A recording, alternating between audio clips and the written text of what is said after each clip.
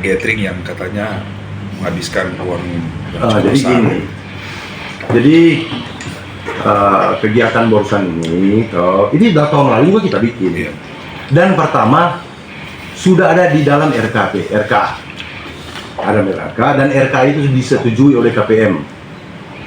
Ya, jadi bukan tiba-tiba bikin kita seperti itu. Nah, kegiatan barusan adalah BIMTEK, bimbingan teknis. Ya, dari jam 8 sampai jam 12 BIMTEK oleh tim dari BPKP. Kalau tahun lalu BIMTEK BPKP juga materinya adalah tentang pengelolaan dan pengendalian risiko. Nah, tahun ini tentang good corporate governance dan compliance. Ya. Nah, kita tahu kan tujuan BIMTEK adalah untuk peningkatan kompetensi. Ya kan? Karena ini salah satu syarat juga.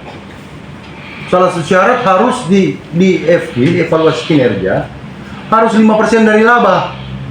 Dan orang di BIMTEK itu di training mendapat nilai 1 karena angkanya besar sekali. Toh, biar orang sok kesana kemari kirim ke Jakarta tetap nggak bisa tutup 5 per sekitar 1 miliar anggaran untuk BIMTEK. Sementara orang nggak mungkin tuh mau keluar anggaran untuk BIMTEK.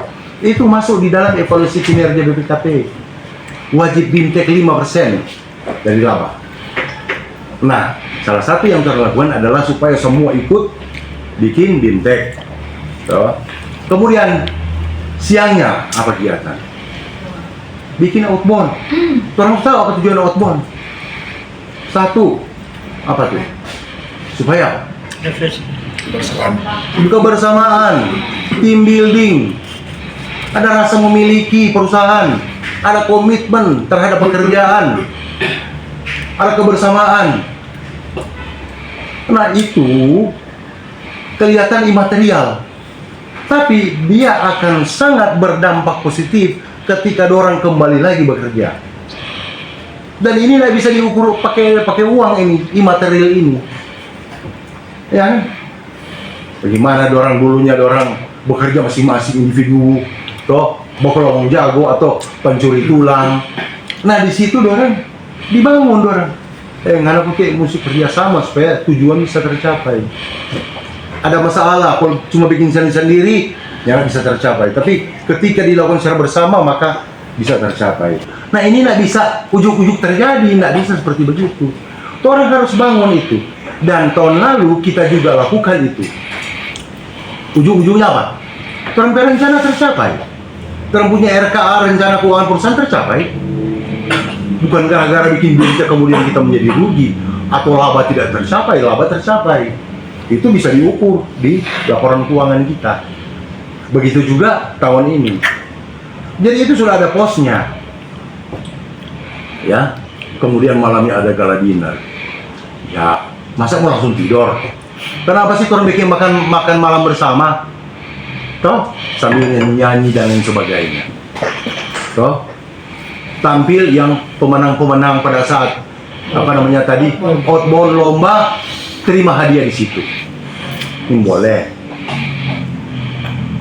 Dan itu memunculkan apa? Ada rasa bangga terhadap korporasi. Berarti PDAM ini sudah mampu membiayai itu. Ini bukan berfoya-foya. Ada misi di dalamnya. Dan misi imaterial ini yang tidak bisa diukur. Dia impact-nya kemana? Kepada pelayanan.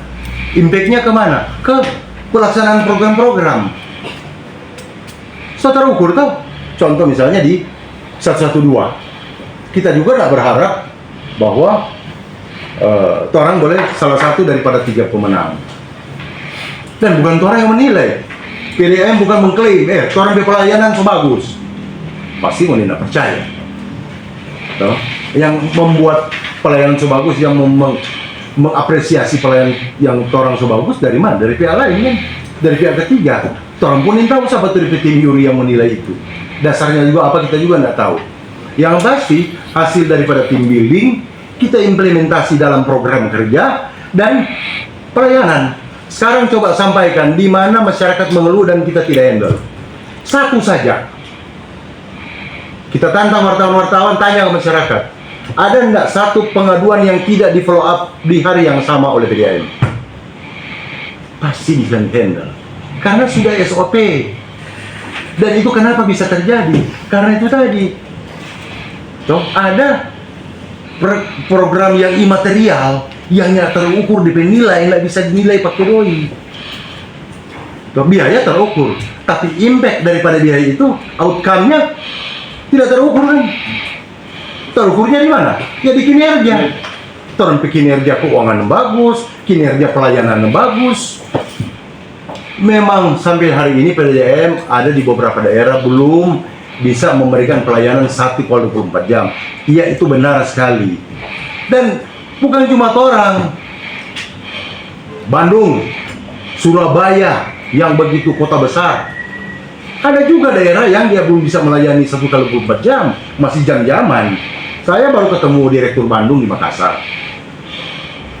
Kita bicara, kita makan malam bersama, dan kita undang mereka datang ke sini mengimplementasikan satu aplikasi billing payment yang mereka sudah bangun, harganya miliaran. Itu mau dikasih cuma-cuma ke PDAM Manado. Toh, hasil dari mana? Hasil dari orang berkunjung ke Makassar barusan. Dan kita sudah undang mereka, mungkin minggu depan dia akan datang presentasi. Mau kasih gratis aplikasi billing payment. Toh, itu yang kami badan di situ terungkap. Bandung pun belum semua, ada yang 1x24 jam, ada yang jam-jaman, dan bahkan ada yang belum terlayani. Memang ada yang begitu, tapi orang PDAM, kemudian pemerintah kota akan mengusahakan. Sebagai informasi, nanti tahun ini akan dibangun satu instalasi di Lotak. Toh, bangun IPA lagi di Lotak. Tujuannya apa? Untuk mengatasi yang belum 1x24 jam, yang masih bergiliran, itu akan dibangun supaya, ya ini mungkin senyap mati air. Minimal ya ada yang saat ini kan, misal contoh Jos, dipakai tepi lingkungan saja satu hari cuma 3 jam pakai timur, cuma 3 jam satu hari. Karena apa? Harus bergiliran dengan daerah lain. Itu kalau ujang di mana Kinilo sana, ada ujang di kali.